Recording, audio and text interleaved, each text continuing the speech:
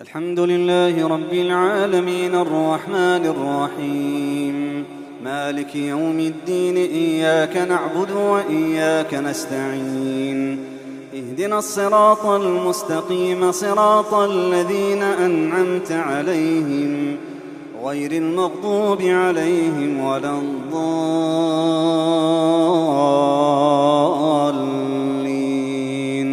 آمين.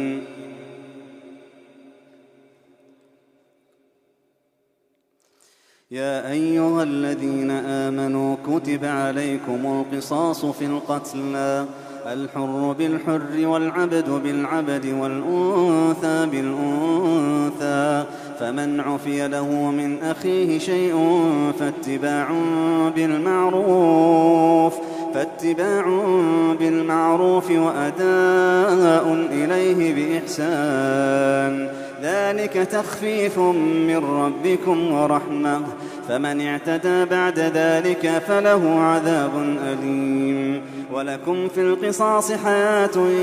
يا أولي الألباب لعلكم تتقون. كتب عليكم إذا حضر أحدكم الموت إن ترك خيرا الوصية للوالدين والأقربين بالمعروف حقا على المتقين فمن بدله بعدما سمعه فإنما إثمه على الذين يبدلونه إن الله سميع عليم. فمن خاف من موص جنفا أو إثما فأصلح بينهم فلا إثم عليه إن الله غفور رحيم. يا أيها الذين آمنوا كتب عليكم الصيام كما كتب على الذين من قبلكم لعلكم تتقون أياما معدودات فمن كان منكم مريضا أو على سفر فعدة من أيام أخر وعلى الذين يطيقونه فدية طعام مسكين فمن تطوع خيرا فهو خير له وأن تصوموا خير لكم إن كنتم تعلمون. شهر رمضان الذي أنزل فيه القرآن هدى للناس وبينات من الهدى والفرقان فمن شهد منكم الشهر فليصمه ومن كان مريضا أو على سفر فعدة من أيام أخر يريد الله بكم اليسر ولا يريد بكم العسر ولتكملوا العدة ولتكبروا الله على ما هداكم ولعلكم تشكرون. وإذا سألك عبادي عني فإني قريب أجيب دعوة الداع إذا دعان. وإذا سألك عبادي عني فإني قريب أجيب دعوة الداع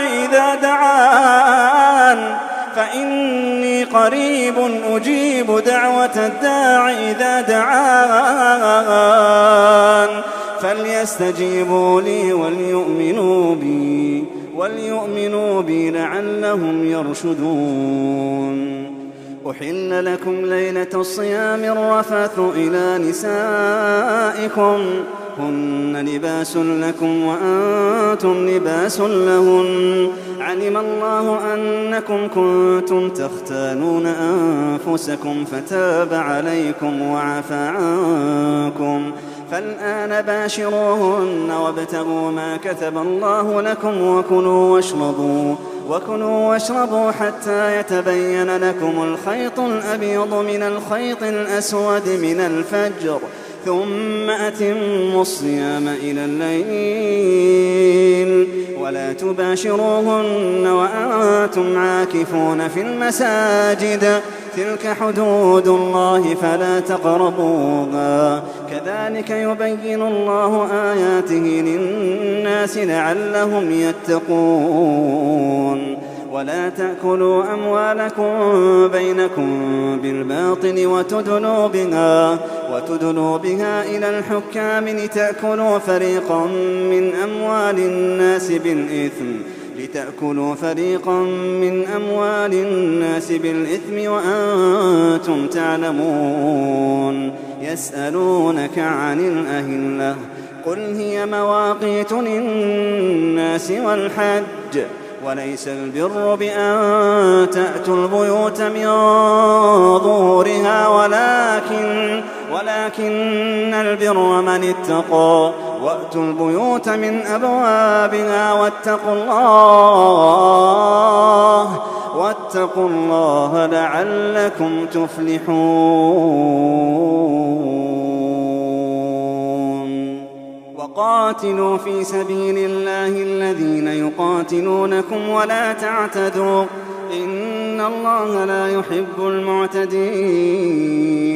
واقتلوهم حيث ثقفتموهم وأخرجوهم من حيث أخرجوكم والفتنة أشد من القتل ولا تقاتلوهم عند المسجد الحرام حتى يقاتلوكم فيه فإن قاتلوكم فاقتلوهم كذلك جزاء الكافرين فإن انتهوا فإن الله غفور رحيم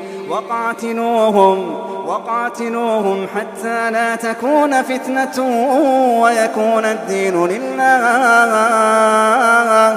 فإن انتهوا فلا عدوان إلا على الظالمين الشهر الحرام بالشهر الحرام والحرمات قصاص فمن اعتدى عليكم فاعتدوا عليه بمثل ما اعتدى عليكم واتقوا الله واعلموا أن الله مع المتقين وأنفقوا في سبيل الله ولا تلقوا بأيديكم إلى التهلكة وأحسنوا إن الله يحب المحسنين وأتموا الحج والعمرة لله فإن أحسرتم فما استيسر من الهدي ولا تحلقوا رؤوسكم حتى يبلغ الهدي محله فمن كان منكم مريضا أو به أذى من رأسه ففدية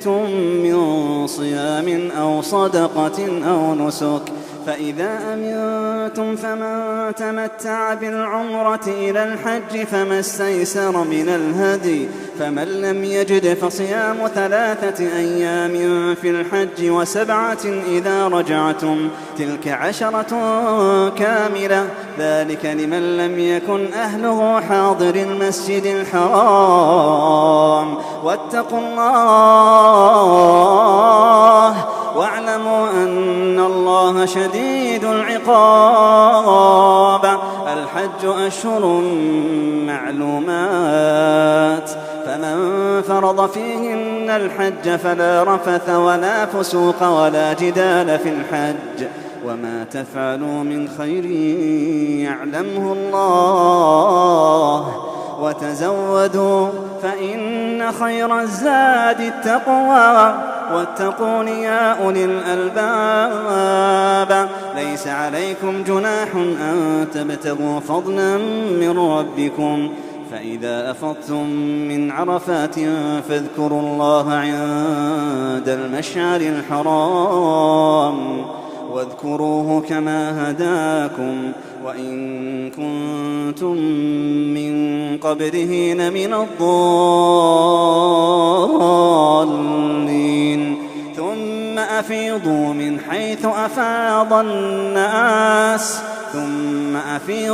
حيث أفاض الناس واستغفروا الله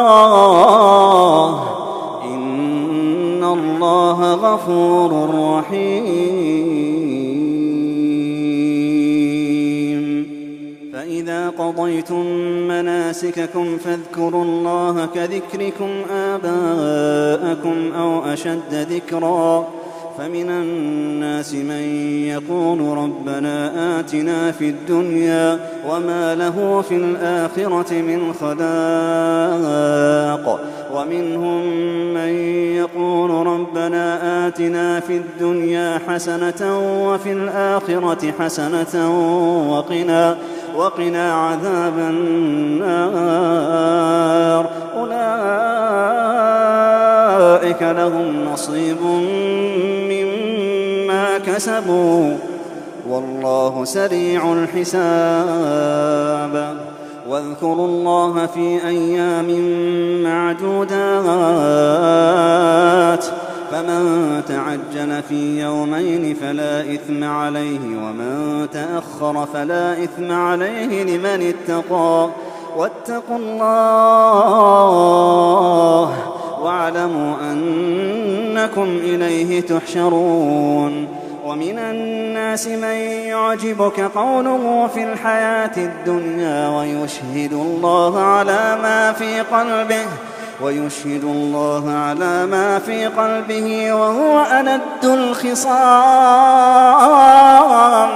وهو ألد الخصام وإذا تولى سعى في الأرض ليفسد فيها ويهلك الحرث والنسل والله لا يحب الفساد وإذا قيل له اتق الله أخذته العزة بالإثم فحسبه جهنم ولبئس المهاد ومن الناس من يشري نفسه ابتغاء مرضات الله والله رؤوف بالعباد يا أيها الذين آمنوا ادخلوا في السلم كافة ولا تتبعوا خطوات الشيطان إنه لكم عدو مبين فإن زللتم من بعد ما جاءتكم البينات فاعلموا أن الله عزيز حكيم هل ينظرون إلا أن يأتيهم الله في ظلل من الغمام والملائكة وقضي الأمر وإلى الله ترجع الأمور سل بني إسرائيل كم آتيناهم من آية بينة ومن يبدل نعمة الله من بعد ما جاءته فإن الله شديد العقاب زين للذين كفروا الحياة الدنيا ويسخرون من الذين آمنوا والذين اتقوا فوقهم يوم القيامة والله يرزق من يشاء بغير حساب كان الناس أمة واحدة فبعث الله النبيين مبشرين ومنذرين وأنزل معهم الكتاب بالحق ليحكم بين الناس فيما اختلفوا فيه وما اختلف فيه إلا الذين أوتوه من بعد ما جاءتهم البينات بغيا بينهم فهدى الله الذين آمنوا لما اختلفوا فيه من الحق بإذنه والله يهدي من يشاء إلى صراط مستقيم أم حسبتم أن تدخلوا الجنة ولما يأتكم مثل الذين خلوا من قبلكم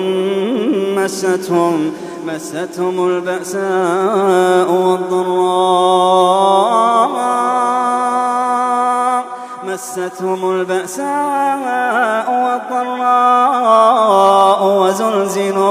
وزلزلوا حتى يقول الرسول والذين آمنوا معه حتى يقول الرسول والذين آمنوا معه متى نصر الله حتى يقول الرسول والذين آمنوا معه متى نصر الله ألا إن نصر الله قريب ألا إن نصر الله قريب يسألونك ماذا ينفقون قل ما أنفقتم من خير فللوالدين والأقربين واليتامى والمساكين وابن السبيل وما تفعلوا من خير فإن الله به عليم كتب عليكم القتال وهو كره لكم وعسى أن تكرهوا شيئا وهو خير لكم وعسى أن تحبوا شيئا وهو شر لكم والله يعلم وأنتم لا تعلمون يسألونك عن الشهر الحرام قتال فيه قل قتال فيه كبير وصد عن سبيل الله وكفر به والمسجد الحرام وإخراج أهله منه أكبر عند الله والفتنة أكبر من القتل ولا يزالون يقاتلونكم حتى يردوكم عن دينكم إن استطاعوا ومن يرتد منكم عن دينه فيمت وهو كافر فأولئك حبطت أعمالهم في الدنيا والآخرة وأولئك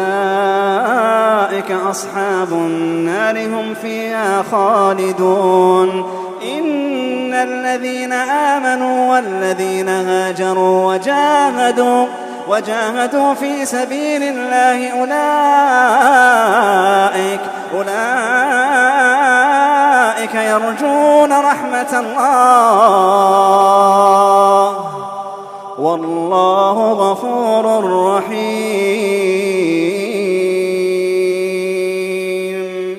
يسألونك عن الخمر والميسر قل فيهما إثم كبير ومنافع للناس وإثمهما أكبر من نفعهما ويسألونك ماذا ينفقون قل العفو كذلك يبين الله لكم الآيات لعلكم تتفكرون في الدنيا والآخرة ويسألونك عن اليتامى قل إصلاح لهم خير وإن تخالطوهم فإخوانكم والله يعلم المفسد من المصلح ولو شاء الله لأعنتكم إن الله عزيز حكيم ولا تنكحوا المشركات حتى يؤمن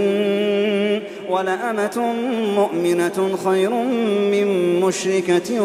ولو أعجبتكم ولا تنكحوا المشركين حتى يؤمنوا ولعبد مؤمن خير من مشرك ولو أعجبكم أولئك يدعون إلى النار والله يدعو إلى الجنة والمغفرة بإذنه ويبين آياته للناس لعلهم يتذكرون ويسألونك عن المحيض قل هو أذى فاعتزلوا النساء في المحيض ولا تقربوهن حتى يطهرن فإذا تطهرن فأتوهن من حيث أمركم الله إن الله يحب التوابين ويحب المتطهرين نساؤكم حرث لكم فأتوا حرثكم أنى شئتم وقدموا لأنفسكم واتقوا الله واعلموا أنكم ملاقوه وبشر المؤمنين ولا تجعلوا الله عرضة كفارة لأيمانكم أن تبروا وتتقوا وتصلحوا بين الناس والله سميع عليم. لا يؤاخذكم الله باللغو في أيمانكم ولكن يؤاخذكم بما كسبت قلوبكم والله غفور حليم. للذين يؤلون من نسائهم تربص 4 أشهر فإن فاءوا فإن الله غفور رحيم وإن عزموا الطلاق فإن الله سميع عليم. والمطلقات يتربصن بأنفسهن 3 قروء ولا يحل لهن أن يكتمن ما خلق الله في أرحامهن إن كن يؤمن بالله واليوم الآخر وبعولتهن أحق بردهن في ذلك إن أرادوا إصلاحا ولهن مثل الذي عليهن بالمعروف وللرجال عليهن درجة والله عزيز حكيم. الطلاق 2 فإمساك بمعروف أو تسريح بإحسان ولا يحل لكم أن تأخذوا مما آتيتموهن شيئا إلا أن يخافا ألا يقيما حدود الله فإن خفتم ألا يقيما حدود الله فلا جناح عليهما فيما افتدت به تلك حدود الله فلا تعتدوها ومن يتعد حدود الله فأولئك هم الظالمون. فإن طلقها فلا تحل له من بعد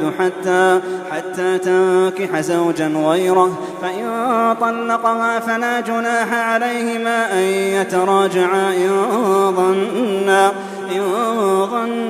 أن يقيما حدود الله وتلك حدود الله يبينها لقوم يعلمون. وإذا طلقتم النساء فبلغن أجلهن فأمسكوهن بمعروف أو سرحوهن بمعروف ولا تمسكوهن ضرارا لتعتدوا ومن يفعل ذلك فقد ظلم نفسه. ولا تتخذوا آيات الله هزوا واذكروا نعمة الله عليكم وما أنزل عليكم من الكتاب والحكمة يعظكم به واتقوا الله واعلموا أن الله بكل شيء عليم. وإذا طلقتم النساء فبلغن أجلهن فلا تعضلوهن أن ينكحن أزواجهن إذا تراضوا بينهم بالمعروف ذلك يوعظ به من كان منكم يؤمن بالله واليوم الآخر ذلكم أزكى لكم وأطهر والله يعلم وأنتم لا تعلمون. والوالدات يرضعن أولادهن حولين كاملين لمن أراد أن يتم الرضاعة وعلى المولود له رزقهن وكسوتهن بالمعروف لا تكلف نفس إلا وسعها لا تضار واردة بولدها ولا مولود له بولده وعلى الوارث مثل ذلك فإن أرادا فصالا عن تراض منهما وتشاور فلا جناح عليهما. وإن أردتم أن تسترضعوا أولادكم فلا جناح عليكم إذا سلمتم ما آتيتم بالمعروف واتقوا الله واعلموا أن الله بما تعملون بصير. والذين يتوفون منكم ويذرون أزواجا يتربصن بأنفسهن 4 أشهر وعشرا فإذا بلغن أجلهن فلا جناح عليكم فيما فعلن في أنفسهن بالمعروف والله بما تعملون خبير. ولا جناح عليكم فيما عرضتم به من خطبة النساء أو أكننتم في أنفسكم علم الله أنكم ستذكرونهن ولكن لا تواعدوهن سرا إلا أن تقولوا قولا معروفا ولا تعزموا عقدة النكاح حتى يبلغ الكتاب أجله واعلموا أن الله يعلم ما في أنفسكم فاحذروه واعلموا أن الله غفور حليم. لا جناح عليكم إن طلقتم النساء ما لم تمسوهن أو تفرضوا لهن فريضة ومتعوهن على الموسع قدره وعلى المقتر قدره متاعا بالمعروف حقا على المحسنين. وإن طلقتموهن من قبل أن تمسوهن وقد فرضتم لهن فريضة فنصف ما فرضتم إلا أن يعفون أو يعفو الذي بيده عقدة النكاح وأن تعفوا أقرب للتقوى ولا تنسوا الفضل بينكم إن الله بما تعملون بصير.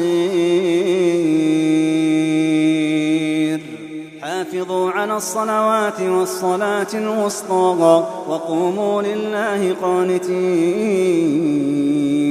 فإن خفتم فرجالا أو ركبانا فإذا أمنتم فاذكروا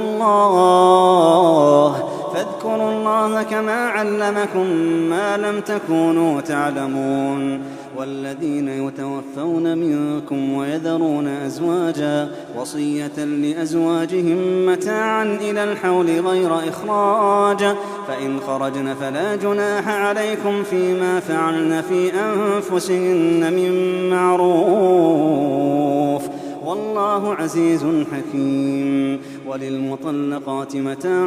بالمعروف حقا على المتقين. كذلك يبين الله لكم آياته لعلكم تعقلون.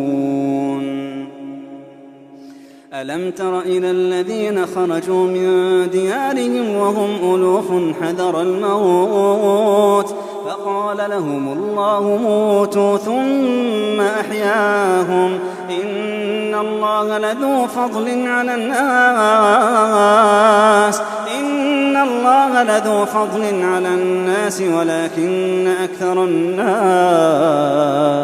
ولكن أكثر الناس لا يشكرون. وقاتلوا في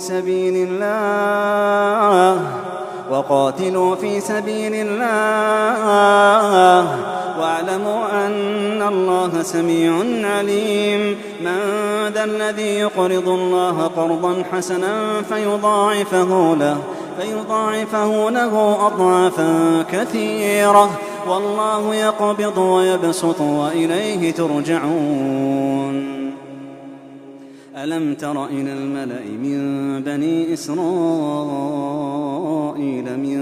بعد موسى إذ قالوا لنبي له ابعث لنا ملكا نقاتل في سبيل الله قال هل عسيتم إن كتب عليكم القتال ألا تقاتلوا قالوا وما لنا ألا نقاتل في سبيل الله وقد أخرجنا من ديارنا وأبنائنا فلما كتب عليهم القتال تولوا إلا قليلا منهم والله عليم بالظالمين. وقال لهم نبيهم إن الله قد بعث لكم طالوت ملكا قالوا أنى يكون له الملك علينا ونحن أحق بالملك منه ولم يؤت سعة من المال قال إن الله اصطفاه عليكم وزاده بسطة في العلم والجسم والله يؤتي ملكه من يشاء والله واسع عليم. وقال لهم نبيهم إن آية ملكه يأتيكم التابوت فيه سكينة من ربكم وبقية مما ترك آل موسى وآل هارون تحمله الملائكة إن في ذلك لآية لكم إن كنتم مؤمنين. فلما فصل طالوت بالجنود قال إن الله مبتليكم بنهر فمن شرب منه فليس مني ومن لم يطعمه فإنه مني إلا من اغترف غرفة بيده فشربوا منه إلا قليلا منهم فلما جاوزه هو والذين آمنوا معه قالوا لا طاقة لنا اليوم بجالوت وجنوده. قال الذين يظنون أنهم ملاقو الله كم من فئة قليلة غلبت فئة كثيرة بإذن الله والله مع الصابرين. ولما برزوا لجالوت وجنوده قالوا ربنا أفرغ علينا صبرا وثبت أقدامنا وانصرنا على القوم الكافرين فهزموهم بإذن الله. وقتل داود جالوت وآتاه الله الملك والحكمة وعلمه مما يشاء ولولا دفع الله الناس بعضهم ببعض لفسدت الأرض ولكن الله ذو فضل على العالمين. تلك آيات الله نتلوها عليك بالحق وإنك لمن المرسلين. تلك الرسل فضلنا بعضهم على بعض منهم من كلم الله ورفع بعضهم درجات وآتينا عيسى ابن مريم البينات وأيدناه بروح القدس ولو شاء الله ما اقتتل الذين من بعد ما جاءتهم البينات ولكن اختلفوا فمنهم من آمن ومنهم من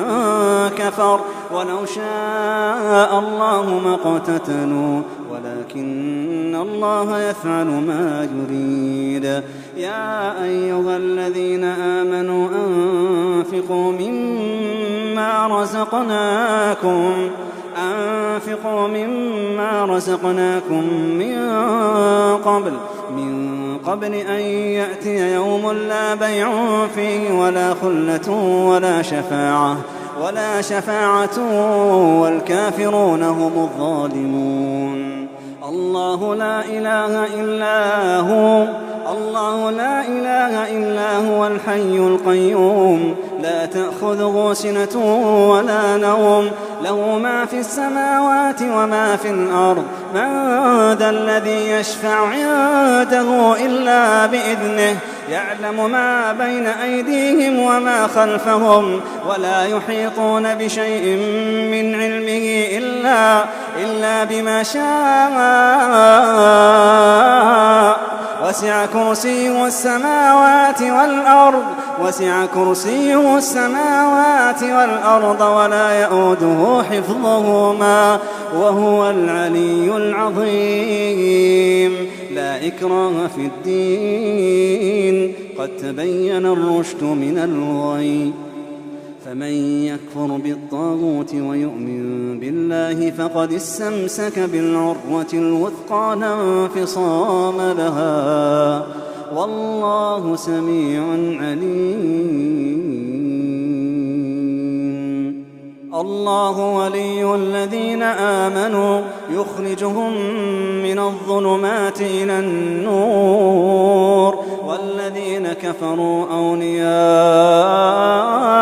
الطاغوت يخرجونهم من النور إلى الظلمات أولئك أصحاب النار هم فيها خالدون ألم تر إلى الذي حاج إبراهيم في ربه أن آتاه الله الملك إذ قال إبراهيم ربي الذي يحيي ويميت قال أنا أحيي وأميت قال إبراهيم فإن الله يأتي بالشمس من المشرق فأت بها من المغرب فبهت الذي كفر والله لا يهدي القوم الظالمين أو كالذي مر على قرية وهي خاوية على عروشها قال أنى يحيي هذه الله بعد موتها فأماته الله 100 عام ثم بعثه قال كم لبثت قال لبثت يوما أو بعض يوم قال بل لبثت 100 عام فانظر إلى طعامك وشرابك لم يتسنه وانظر إلى حمارك ولنجعلك آية للناس وانظر إلى العظام كيف ننشزها ثم نكسوها لحما فلما تبين له قال أعلم